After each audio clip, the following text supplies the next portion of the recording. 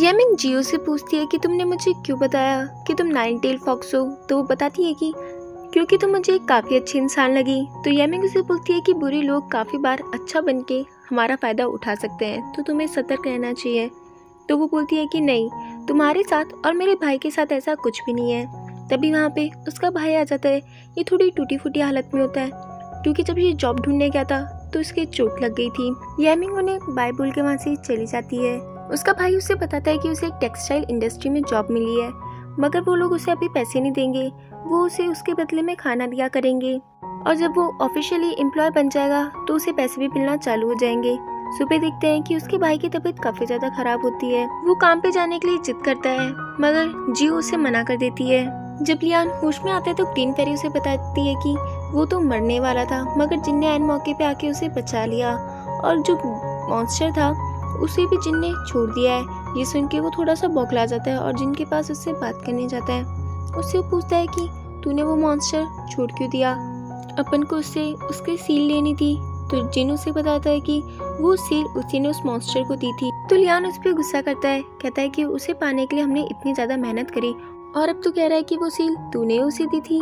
फिर हम मिस्टर दुआन को देखते हैं जो मिस एवेन की याद में काफी ज्यादा पी रहे होते हैं क्योंकि उन्हें बार बार मिस एवेन की बातें याद आई जा रही थी और रोते हुए कहते हैं कि तुम्हें हमेशा भूख लगा करती थी, मैंने तुम्हें पाने के लिए ना जाने क्या क्या नहीं करा और मैं अभी भी तुम्हें पाना चाहता हूँ, तुम्हारे साथ रहना चाहता हूँ। तभी वहाँ पे मिस एवेन आ जाती है। मिस एवेन उससे बोलती है कि मेरे बारे में सब कुछ पता होने के बाद भी तुम मुझसे शादी करना चाहते हो, तुमने मुझसे सच में प्यार किया है, मगर तुम मेरे साथ नहीं रह सकते हो क्योंकि तुम मुझसे डरते हो। तुम्हें अभी भी पता है कि मैं स्नेक हूँ। ज्यादा ड्रिंक करने की वजह से मिस्टर दुआन वहीं पे सो जाते हैं और मिस एवेन उनके हाथ में एक लॉकेट रख के चली जाती है। यामिंग यूशा भाई के पास जाती है और उसे बताती है कि मैंने नाइन टेल फॉक्स को ढूंढ लिया है, मगर मैं तुम्हें उसका एसेंस नहीं दे सकती हूँ क्योंकि वो अपने भाई के साथ काफी ज्यादा खुश रहती है और मैं उन दोनों के रिश्ते को बर्बाद नहीं करना चाहती हूँ। तो यूशा भाई बोलता है कि अब तुम मेरे से प्यार नहीं करती हो पहले की तरह। तो वो बोलती है कि याददाश्त मिट जाने की वजह से मैं तुम्हें उस तरह प्यार नहीं कर सकती हूँ, मगर मैं तुम्हारे साथ दोबारा प्यार में पड़ने की कोशिश जरूर करूंगी। तो वो बोलता है कि नहीं, इसकी कोई ज़रूरत नहीं है क्योंकि अब तुम मेरी पहली वाली यामिंग जैसी नहीं रही हो। पहले तुमने बिना सोचे समझे अपना हाफ ब्राइट नाइट पर्ल भी मुझे दे दिया था, मगर अब तुम मेरे लिए एक नाइन टेल फॉक्स का एसेंस भी नहीं ला सकती हो। तो यामिंग बोलती है कि मैं अपना ब्राइट नाइट पर्ल तो तुम्हें अभी भी देने को तैयार हूँ, तुम मांगो तो सही। तो यूशा भाई बोलता है कि नहीं, इसकी कोई ज़रूरत नहीं है। बाद में हम देखते हैं यामिंग अकेले खड़ी होती है, तभी वहाँ पे जिन भी आ जाता है। वो उससे पूछता है कि तुमने क्या डिसाइड किया है। तो यामिंग उसे बोलती है कि मेरे पास अब और कोई रास्ता नहीं है। तो वो बोलता है कि दूसरों की खुशी छीन के जो हमें खुशी मिले उस खुशी में हम कभी खुश नहीं होते हैं। तो यामिंग बोलती है कि मैं यूशा भाई को मना नहीं कर सकती हूँ, तुम बताओ अगर मेरी जगह तुम होते और यूशा भाई की जगह मैं होती, मुझे नाइन टेल फॉक्स का एसेंस चाहिए होता तो तुम क्या करते। तो जिन कोई भी जवाब नहीं देता है और वो वहाँ से चली जाती है।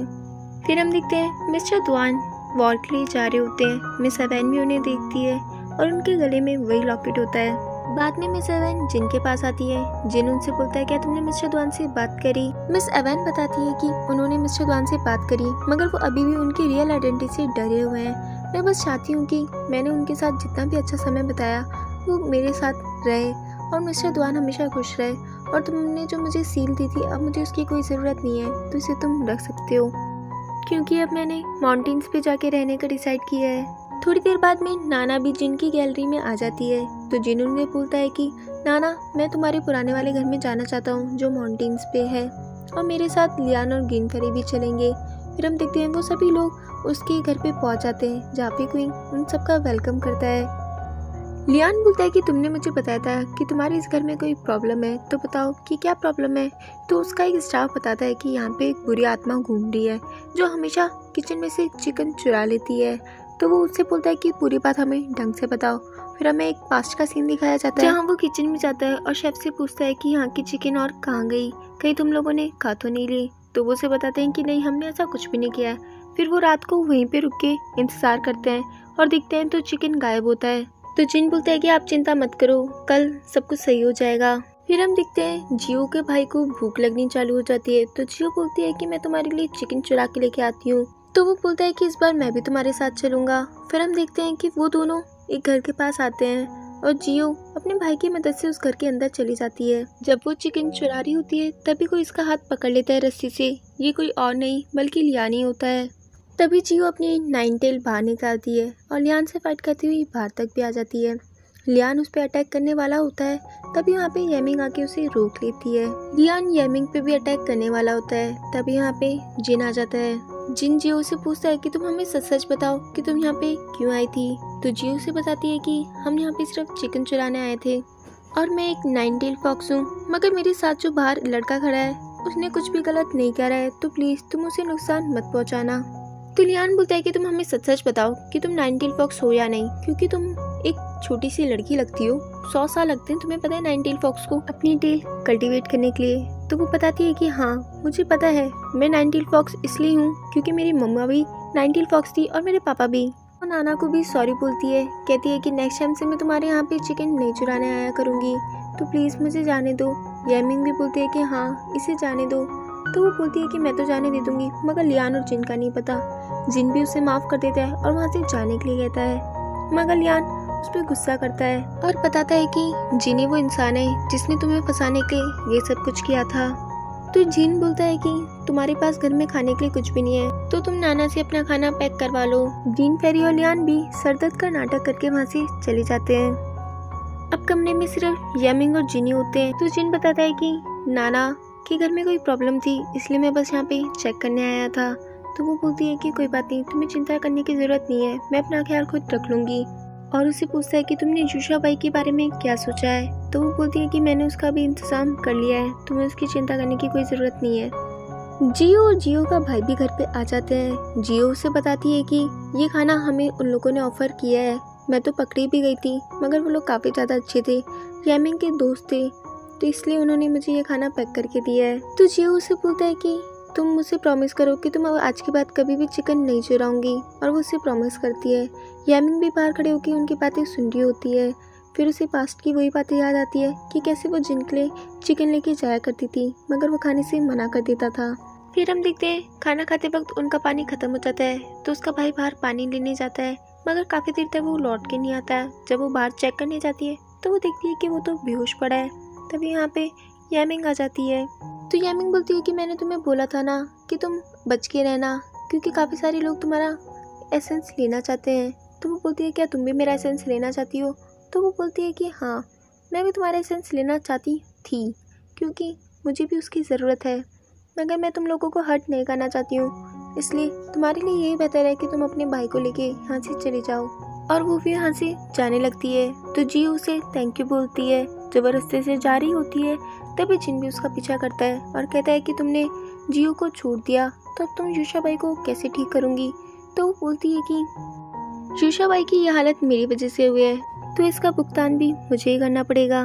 तो जिन उसे बताता है कि तुम्हें मैं बात पहले नहीं बताना चाहता था, मगर मुझे लगता है कि अब तुम्हें ये बात बतानी पड़ेगी। मैंने उसे इतने समय तक पेंटिंग के अंदर सील इसलिए करके रखा क्योंकि वो हमेशा से नाइन टेल फॉक्स का एसेंस चाहता था, ताकि वो और भी ज़्यादा स्ट्रॉन्ग बन सके। वो सिर्फ अपने मतलब के लिए तुम्हें इस्तेमाल कर रहा है। वो तुम्हारा ब्राइट नाइट पर्ल भी लेना चाहता था और अब वो नाइन टेल फॉक्स के एसेंस की बात कर रहा है। तुम्हारे लिए यही बेहतर है कि तुम अभी भी समझ जाओ। येमिंग जब घर जाती है तो वहाँ पे यूशा बाई नहीं होता। फिर हम देखते हैं यूशा बाई वहीं पे होता है जहाँ उसे हमेशा दिखाया जाता था, और उसने वहाँ पे काफ़ी सारे लोगों को भी बंद करके रखा होता है। तभी उसे फील होता है कि येमिंग यहाँ पे आई है, इसलिए वो सूरैन को बाहर भेज देता है। सूरैन उसे पूछता है कि तुम यहाँ पे क्या करने आई हो, क्या तुम यूशा बाई को ढूंढ रही हो। वो तो काफ़ी समय से इस माउंटेन पे आया ही नहीं है। अगर फिर भी तुम्हें मुझ पे विश्वास नहीं है तो तुम अंदर आके चेक कर सकती हो। मगर येमिंग वहाँ से चली जाती है। लियान और जिन भी ये सब कुछ होता हुआ देख रहे होते हैं। तभी वहाँ पे जिन और लियान भी सूरैन के पास आ जाते हैं और इन दोनों के बीच में फाइटिंग स्टार्ट होती है। वो बोलता है कि मुझे यहाँ पे कहीं पे भी सील नहीं मिली है। तभी यहाँ पे यूशा बाई भी आ जाता है और कहता है कि तुम फाइनली मुझे ढूंढते हुए मेरे पीछे यहाँ पे भी आ गए। क्या तुम्हें डर नहीं लगता कि इतना सब कुछ होने के बाद येमिंग तुमसे नफरत करना चालू हो जाएगी। अब तुम ही बताओ, मैं इस चीज़ को प्यार का नाम दूँ या तुम्हारा पागलपन। तभी यहाँ पे येमिंग भी आ जाती है और वो उसे बोलती है कि मतलब तुम कब से यहीं पर थे, तुम यहाँ से बाहर निकले नहीं हो। तभी सूरैन बोलता है कि ये सब कुछ मैंने किया है, मैं ही नहीं चाहता था कि मेरे मास्टर यहाँ से बाहर निकले। क्योंकि जब वो बाहर निकलते हैं तो वो अपने आप को रिफ्रेश नहीं फील करते हैं और ये जिन भी कभी भी इन्हें नुकसान पहुंचा सकता है। यामिंग जिन से बोलती है क्या तुम मेरा पीछा करते हुए यहाँ पर भी आ गए? तो जिन उसे बोलता है कि नहीं, मैं बस यहाँ पे अपनी सील वापस लेने आया हूँ। तो यामिंग उसे पूछती है क्या तुमने सच में जिन की सील ली है? तो वो बोलता है कि हाँ, मैंने जिन की सील ली है, क्योंकि अगर वो सील इसके पास होती तो ये मुझे बिल्कुल भी जिंदा नहीं छोड़ता। तो यामिंग उसे बोलती है कि इसकी सील इसे वापस लौटाओ। तो वो मना कर देता है और कहता है कि मैं ऐसे इसकी सील नहीं लौटाऊंगा, अगर तुम चाहो तो मुझे मार सकती हो। तो लियान बोलता है कि इसे पता है कि ये इसे नहीं मार सकता क्योंकि तुम्हारी और इसकी लाइफ एक दूसरे से लिंक्ड है, मगर मैं तुम्हें और इसे आसानी से मार सकता हूँ। और ये बोल के वो यूशाबाई के ऊपर अटैक करता है, जिसकी वजह से यामिंग को भी दर्द होता है, मगर जिन उसे रोक लेता है। तभी यामिंग यूशाबाई को लेके वहाँ से चली जाती है। एक जगह यूशाबाई को लाने के बाद यामिंग उससे बोलती है क्या सच में अगर मुझे दर्द होगा तो वो दर्द तुम्हें भी फील होगा? तो वो बोलता है कि हाँ, ये सब कुछ उस नाइट पर्ल की वजह से हो रहा है। मैं फॉक्स एसेंस इसलिए लेना चाहता हूँ क्योंकि मैं नहीं चाहता कि मेरे साथ साथ तुम भी मरो। यामिंग उसे बोलती है कि चाहे तुम मर भी गए तो भी मैं तुम्हें हमेशा प्यार करूंगी, तुम्हें 19 फॉक्स की जरूरत नहीं है। तो यूशाबाई उससे बोलता है क्या तुम्हें सच में ऐसा करने के बाद पछतावा नहीं होगा? तो यामिंग बोलती है कि हाँ, मुझे पछतावा नहीं होगा। फिर हम देखते हैं लियान जिन से नाराज होता है क्योंकि उसने ना यूशाबाई पे अटैक किया और ना ही उसे करने दिया। तो जिन बोलता है कि तू उसके साथ साथ यामिंग को भी मार देता। तो लियान बोलता है कि हाँ, वो तो तेरा प्यार जो है इसलिए तू उसे कहाँ से मारने देगा। जिन को उसकी बातों पे गुस्सा आ जाता है इसलिए वो वहाँ से चले जाता है। तो ग्रीन फेरी उसे समझाती है कि अगर मेरी लाइफ यूशाबाई के साथ लिंक होती तो तुम क्या करते? तो वो कुछ भी जवाब नहीं देता है। फिर हम देखते हैं जियो अपना सामान बांधी होती है। उसका भाई उससे बोलता है कि तुम कहीं जा रही हो? तो वो बोलती है कि नहीं, अपन दोनों साथ में जा रहे हैं।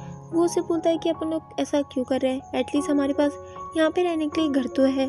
तो वो बताती है कि कुछ लोग मुझे नुकसान पहुँचाना चाहते हैं, इसलिए अपन को यहाँ से जाना होगा, और जब तक तुम मेरे साथ हो तो मैं तुम्हारे साथ रोड पे भी सोने को तैयार हूँ। और वो दोनों उस घर को खाली करके वहाँ से चले जाते हैं। बाद में लियान जिनको मस्का लगा रहा होता है और कहता है कि चल अपन सेलिब्रेट करते हैं क्योंकि अपन को अपनी सारी सील वापस तो मिल गई है, कि अपन ने 6 सील यूशाबाई से ली, 1 सील तुझे उस मॉन्स्टर ने दी। तो मुझे पता कि बाकी की एक और सील कहाँ पर है। तो वो बताता है कि एक और सील यूशाबाई के पास है। जब यामिंग ने उसकी पेंटिंग को खोली थी तो वो सील यामिंग के हाथों से टूट गई थी, तभी वो बाहर निकला है और उसे बताता है कि मैं चाहता हूँ कि यूशाबाई काफ़ी ज़्यादा ताकतवर हो जाए, मतलब उसे 19 फॉक्स का एसेंस मिल जाए, मगर हम उसके लिए 19 को कोई भी नुकसान नहीं पहुंचा सकते हैं।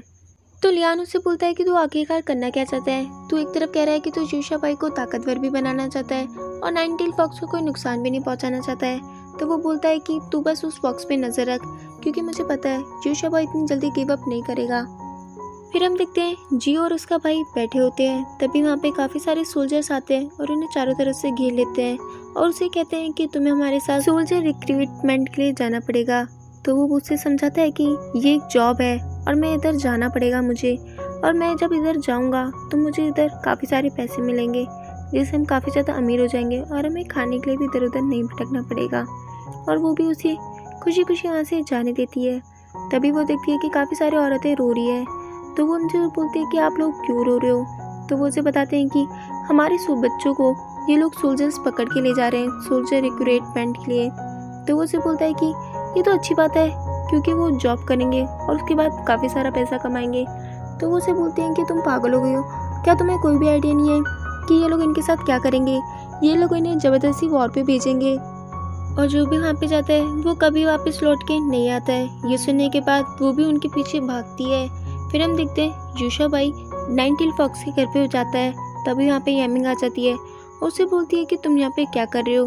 तुम्हारी और मेरे बीच में तो बात हुई थी कि तुम 19 फॉक्स को कोई भी नुकसान नहीं पहुँचाओगे, और अगर अपन मरेंगे तो अपन दोनों साथ में मरेंगे। तो यूशाबाई बोलता है कि मैं इतनी जल्दी नहीं मरना चाहता हूँ क्योंकि मुझे तुम्हारे साथ अपनी हैप्पी लाइफ जीनी है। इसमें मेरी कोई भी गलती नहीं है, सारी गलती जिन की है। उसने मुझे 10 साल तक पेंटिंग के अंदर बंद करके रखा था, जिसकी वजह से मैं तुम्हारे साथ अच्छी लाइफ नहीं जी पाया था, और मैं अभी भी तुम्हें नहीं खोना चाहता हूँ।